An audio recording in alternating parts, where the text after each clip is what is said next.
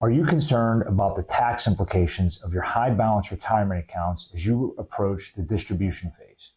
Hi, I'm Will Hoffman, founder and president of Hoffman Wealth Management. And the Hoffman Wealth Management Wealth Navigator is here to help as it lays out the path to navigate the complex landscape of retirement and legacy planning. You can find the navigator in the description of this video below.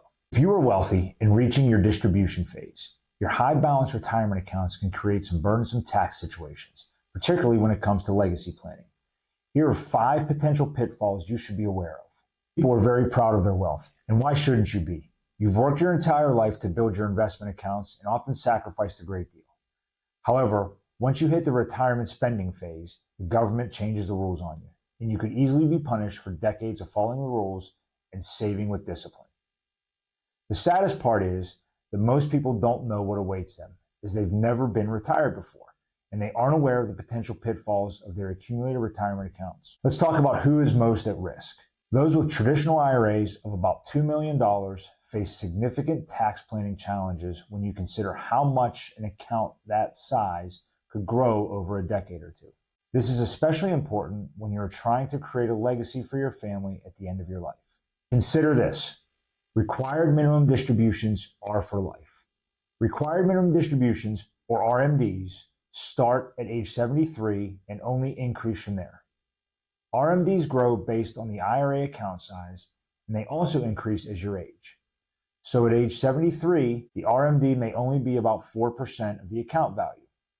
But that annual distribution grows to 6.25% of the account value at age 85, which will be added to a Social Security benefit and boost your tax bill.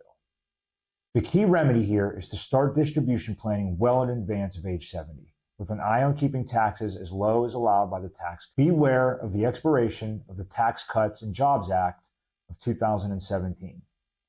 To make matters more pointed, the taxable income generated from RMDs and everywhere else could be taxed at an even higher rate once 2025 arrives, since the Tax Cut and Jobs Act sunsets at the end of that year. If the Tax Cut and Jobs Act is permitted to expire without any congressional action, then the tax rates will be increasing across the board. In addition, the lifetime exemption for estate taxes will be cut in half, adjusted for inflation. Neither of these changes will be good for wealthier people with large IRAs, because the highest tax bracket will increase to 39.6%.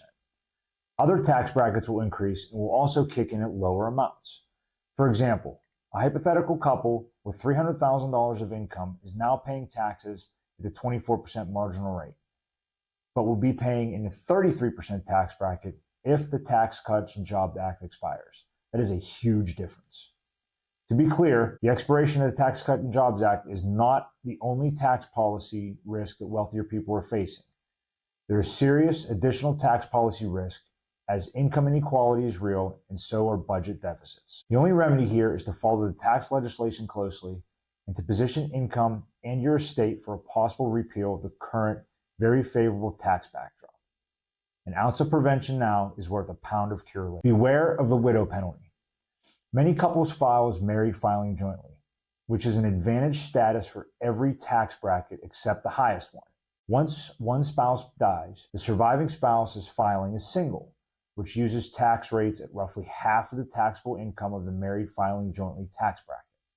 However, the surviving spouse will typically have about 90% of the income, as the IRAs will go to them.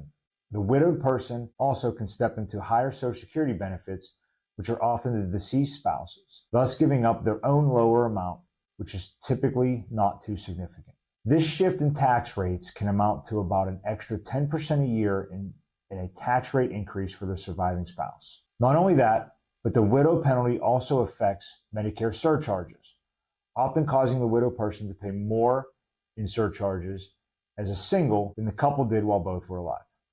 Consider income of $225,000 as a reference point, where the couple would pay $6,000 in IRMA surcharges versus $7,380 for the surviving spouse. Hardly seems fair, doesn't it? Reconsider leaving a large IRA to your children. The government passed the Secure Act in December 2019 to make it difficult for you to pass that large traditional IRA to your kids. The Secure Act requires the inherited IRA to be withdrawn over 10 years for most beneficiaries, often thrusting beneficiaries into their peak earning years and into a higher tax bracket. Previously, beneficiaries could deplete that IRA over their life expectancy, allowing up to 40 years in many instances of tax-efficient withdrawals. That's no more. Further, in early 2022, the IRS released proposed regulations that would require additional distributions from those beneficiary IRAs on top of the 10-year distribution rule put in place by the Secure Act. The remedy here is to engage in smart distribution planning well before retirement. Draw down those traditional IRA accounts so the government has less to chase after as your accounts grow. The fifth thing to consider is estate planning is getting trickier and trickier. Income taxes are not the only area of tax law that has become controversial.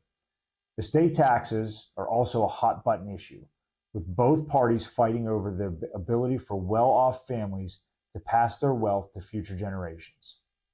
There have been many proposals during the years, mostly curtailing popular estate planning strategies.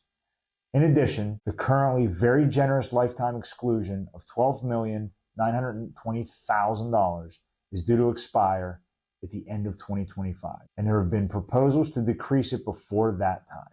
All of this adds up to a real challenge to families who have $6 million or more in assets.